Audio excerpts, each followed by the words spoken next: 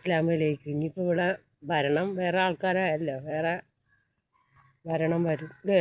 നമ്മളെ പിണറായി വിജയൻ പോയി, ഇപ്പോൾ മുഖ്യമന്ത്രി വേറെ ആവും. 10 വർഷം അങ്ങേര് ഭരിച്ചില്ലേ, ഭരിക്കട്ടെ, നമുക്ക് എന്താണെന്നറിയാലോ. എല്ലാവരും കുറച്ചൊക്കെ ഭരിക്കട്ടെ. പിന്നെ ഞാൻ അത്യാവശ്യം കാര്യം പറയാനും, ഈ മയക്കുമരുന്ന് നിർത്തലാക്കുക. അത്ര വീടും കുടുംബമൊക്കെ അനാദിയായി പോകണം. ഒരുപാട് വീടും കുടുംബമൊക്കെ പല പ്രശ്നങ്ങൾ. ഇപ്പോൾ ഈയിടെ ഒരു കൊച്ചിൻ്റെ മുഖമൊക്കെ മാന്തി പൊളിച്ചിരിക്കുന്നു. സ്വന്തം ഭർത്താവ് കൊല്ലണു, വെട്ടണു, പീഡിപ്പിക്കണു, എന്തെല്ലാം ചെയ്യണു ഈ ലഹരിയിൽ. അപ്പോൾ അതോടൊപ്പം എല്ലാവരും ഷെയർ ചെയ്യുക. പുതിയ മന്ത്രി വരികയാണെങ്കിൽ ഇത് നിർത്തലാക്കാൻ പറയുക കേട്ടാ. ഈ ലഹരി മരുന്ന് നിർത്തലാക്കാൻ പറയുക കേട്ടാ.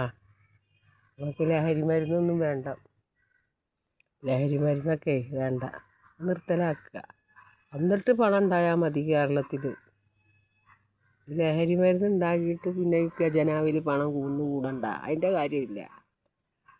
ഹറാമായ കാര്യം പിന്നെ ഹറാമായ കാര്യം നടപ്പിലാക്കിയിട്ട് ഓരോ വീടും കുടുംബവും മക്കളും തന്തയും എല്ലാം നശിച്ച് നാരായണക്കല്ല് വെച്ചിട്ട് ഇവിടെ പണം കൊയ്യണ്ട.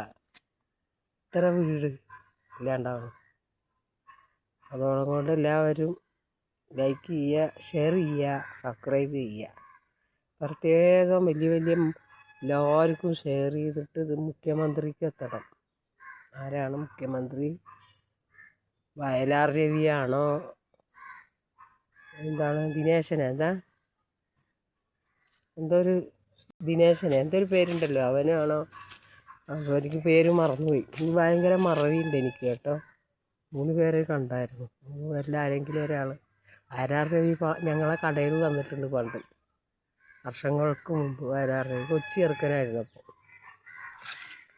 അപ്പോൾ വയലാർ രവിയല്ല, വയലാർ രവിയല്ല, രമേശ് ചെന്നിത്തല. ശരിയാ, എനിക്ക് പിന്നെയും പേര് മറന്നു. രമേശ് ചെന്നിത്തല കേട്ടാ.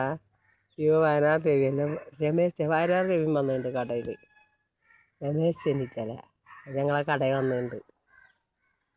അപ്പോൾ അതവിടെ രമേശ് ചെന്നിത്തലയാണോ, എന്താ അവൻ്റെ പേര്?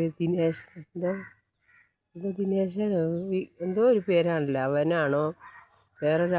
വേറൊരാളെ പേരും കണ്ട, പേര് ഓർക്കുന്നില്ല. ആരെങ്കിലുമൊക്കെ നിങ്ങൾ ഷെയർ ചെയ്യട്ടാ. ഈ മദ്യം അത് വേണ്ട, മനസ്സിലായോ? ലഹരി മരുന്നത് വേണ്ട, ഇല്ലാതാക്കുക. എന്നിട്ട് ഈ ലോകം നന്നായാൽ മതി, മനസ്സിലായോ? ഈ ലോകമേ നന്നായാൽ മതി. ഇപ്പം തന്നെ ഇവിടെ എല്ലാം എന്തൊക്കെ നടക്കണം, പലയിടത്തും പല പ്രശ്നങ്ങളും വിഷയങ്ങളൊക്കെയാണ് നടക്കണം അല്ലേ?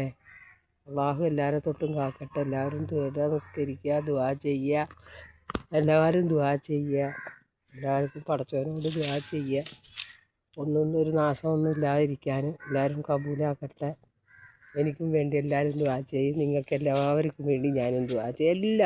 എല്ലാം നമ്മൾ സഹോദരന്മാരാണ്. എല്ലാവർക്കും വേണ്ടി ഞാനും ദുആ ചെയ്യട്ടെ. ശരി, ഇൻഷാ അല്ലാഹ്.